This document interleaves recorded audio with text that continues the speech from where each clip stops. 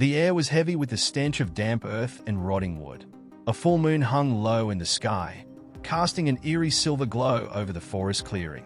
It was the kind of place where shadows seemed to stretch unnaturally long, and every crackle of leaves felt like the whisper of something unseen. In the center of the clearing stood a stone altar, ancient and blackened, as though it had soaked up centuries of blood. Surrounding it were a dozen cloaked figures, their faces hidden beneath hoods that swayed lightly in the cold wind.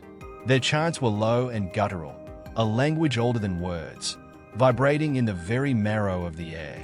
Mara had no idea how she had ended up here. One moment, she had been driving home from a late shift, trying to ignore the flickering headlights of a car following too closely. The next, her vision blurred, her hands slipped from the wheel, and the world had gone dark. She woke bound at the wrists and ankles, her body aching as though she had been dragged over jagged rocks. Now, she was lying on that stone altar, staring up at the faceless figures. Her heartbeat thudded against her ribs as one of them stepped forward, holding a blade that gleamed in the moonlight. It wasn't like any knife she'd seen before. The edges were jagged, almost serrated, with strange symbols etched along its length. She could feel the hum of its malevolence from where she lay.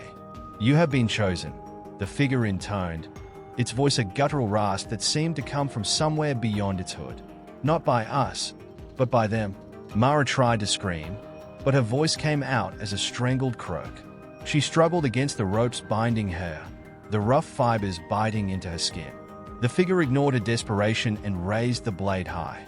The ritual of the condemned demands blood, and the condemned must face their sins. Suddenly, the chanting stopped. The silence was deafening, oppressive. The other cloaked figures stepped back, forming a perfect circle around the altar. The leader lowered the blade slightly and spoke in a different tone, almost conversational, as if addressing an unseen crowd. "Show us, O lords of the Hollow Vale, the crimes of this wretched soul." Mara felt a cold rush at her feet. She looked down, her breath hitching in her throat. Shadows were pooling there, not cast by the moonlight, but rising up from the ground itself, thick and writhing like living ink. They slithered over her body, leaving trails of icy numbness wherever they touched. Then came the whispers. They weren't just from the shadows. They were inside her mind, scraping against her thoughts like nails on glass. Disjointed phrases, cruel and mocking, hissed into her consciousness. Thief. Murderer. Betrayer. "No!" Mara screamed, her voice finally breaking free. "That's not true. I haven't done anything wrong." But the shadows didn't care. They curled around her head, plunging her into darkness. And in that darkness, she saw things. A man slumped in an alleyway, clutching his stomach as blood poured between his fingers. Her own hands holding a knife, her breath ragged and panicked. The look of betrayal on a friend's face as she walked away with something precious, a memory, a secret. "No," she whispered again, trembling. "That's not me. That's not me." The hooded figure stepped closer, its voice cutting through her denial like a blade. The condemned always deny their sins, but the veil never lies. The shadows receded, leaving Mara gasping for air. Her skin felt like ice, her heartbeat pounding in her ears.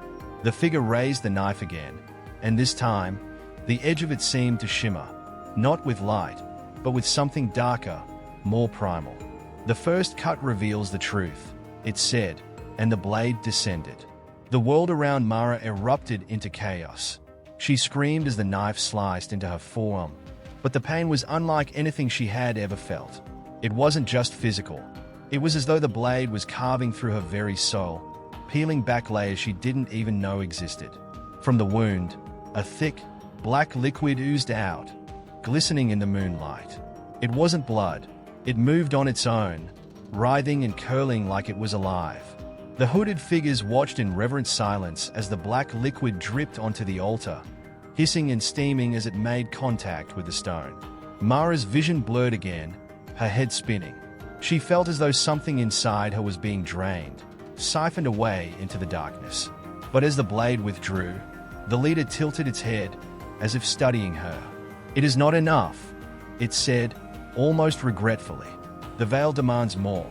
The others stepped forward, their hands reaching into their cloaks to draw out more blades, each one twisted and jagged in its own horrific way. The chanting resumed, louder this time, rising in a crescendo that made the very ground tremble. Mara's screams were drowned out as the ritual continued, and the forest seemed to come alive with unnatural sounds, the snapping of branches, guttural growls, and the faint, haunting echo of laughter from somewhere deep within the trees. The ritual of the condemned was only just beginning. The ritual of the condemned, Part 2 ***. The blades tore into Mara's flesh, each cut precise and deliberate. Pain shot through her like lightning. But it wasn't just the physical agony that made her shriek, it was the terrible feeling of lost star. Each incision seemed to strip something away, not just from her body, but from her very being. Memories, emotions, fragments of her identity slipped into the void, leaving her emptier with every passing moment. The cloaked figures worked in perfect unison, their movements almost mechanical. Black ichor, thicker and more animate than before, poured from her wounds, flowing down the sides of the altar and pooling on the ground. The ichor pulsed, throbbing in time with the unholy chants that filled the clearing. Mara's vision blurred again, her mind retreating into itself as the pain became unbearable. But even in her haze, she could see the ichor moving, coalescing, rising. It began to take shape, twisting into grotesque forms that seemed only half real. Elongated limbs, mouths filled with jagged teeth, and eyes that burned with a sickly green light emerged from the dark liquid. One of the creatures crawled up onto the altar, its movements jerky and unnatural. It leaned over Mara, its breath rancid and hot against her face. "You cannot hide," it rasped, its voice like dry leaves scraping across stone. "Your soul is riddled with rot." "No," Mara whimpered, shaking her head weakly. Her lips were cracked, her throat dry, but she forced the words out. I'm not what you think I am." The creature laughed, a hollow, grating sound that made her stomach churn. It pressed a clawed finger against her chest, just above her heart. "Your sins are carved into you, girl. Do you think they cannot see?" As it spoke, the black ichor began to seep into her skin, crawling under her flesh like a swarm of insects. Mara screamed, her body convulsing as the ichor burrowed deep, searching, pulling. Memories flooded back, but not as she remembered them. She saw her younger self standing over a broken body in an alleyway, a blooded knife in her hand. But something was wrong. The details were distorted. The face of the victim was a blur, the setting unfamiliar. She remembered stealing from her best friend, but the memory twisted, warped into something crueler, more malicious. It wasn't just that she had taken something. It was as though she had ripped it away with glee. "No," she gasped, her voice cracking. "This isn't real. This isn't me." The hooded figure standing closest to her stepped forward, its face still obscured. It raised its arms, and the chanting ceased. The forest fell silent once more, the oppressive quiet pressing down on her chest. "The condemned always deny," the figure said, its voice like a funeral bell. "But the truth is carved into your essence. It cannot be undone." The black ichor that had seeped into Mara's body began to glow faintly, an unnatural, pulsating light. Her body jerked against the restraints as the glow intensified, illuminating the clearing with an eerie, otherworldly radiance. The creatures born from the ichor gathered around the altar, their twisted forms writhing in anticipation. The leader raised its knife once more, pointing it directly at Mara's heart. "The final offering will reveal your purpose." "No!" Mara screamed, her voice raw with desperation. "You've got the wrong person. I'm not." The blade plunged downward. The world shattered. Mara's scream was swallowed by an explosion of light and shadow. The force of it knocked the cloaked figures backward, their hoods falling to reveal faces that were little more than empty voids. The creatures howled, their forms dissolving into wisps of smoke as the light consumed them. When the chaos subsided, Mara lay motionless on the altar. Her body was covered in glowing, blackened veins, pulsing faintly with the ichor's sickly light. Her breathing was shallow, her eyes wide and unseeing. The leader approached cautiously, its head tilted as though studying her. The other figures gathered around, their faceless heads turning toward her in unison. "She has been marked," the leader intoned. One of the other figures stepped forward, its voice trembling. "What does it mean? What have they chosen her for?" The leader hesitated, its void-like face fixed on Mara. The ichor in her veins began to pulse faster, brighter, the glow spreading to her limbs, her neck, her face. Her eyes snapped open, and for a moment, they glowed with the same greenish light as the creatures that had emerged from the ichor. Mara sat up, her movements stiff and unnatural. The ropes that had bound her wrists and ankles fell away, disintegrating into ash. She looked down at her hands, now blackened and clawed, and let out a guttural, inhuman sound, a mixture of a scream and a laugh. The cloaked figures stepped back, their unity shattered as they exchanged uncertain glances. The leader stood firm, its voice calm but laced with tension. "She is no longer one of the condemned," it said. "She has become something else." Mara turned her glowing eyes toward the leader, her lips curling into a cruel smile. "You wanted an offering," she said, her voice distorted, layered with something dark and ancient. "Now you have won." Before the leader could react, Mara leapt from the altar with inhuman speed, her claws tearing through the nearest figure. Black ichor sprayed into the air as the figure crumpled, its body disintegrating into shadow. The others scattered, their once organized formation collapsing into chaos. The forest came alive with the sound of screams, both human and inhuman, as Mara tore through the cloaked figures, her movements a blur of violence and fury. The creatures born from the ichor began to reform, their twisted shapes rising from the ground to join her. The leader watched in silence, its void-like face unreadable. As the last of its followers fell, it turned and disappeared into the shadows, its guttural voice echoing in the night. "This is not the end." Mara stood alone in the clearing, her body still glowing faintly with the ichor's light. The creatures surrounded her, their glowing eyes fixed on her as though awaiting a command. She tilted her head, a wicked smile spreading across her face. "No," she said softly, her voice dripping with malice. "This is only the beginning. The ritual of the condemned. Conclusion. The forest was silent once again, but the air buzzed with an unnatural energy. Mara stood among the carnage, her body transformed into something no longer human.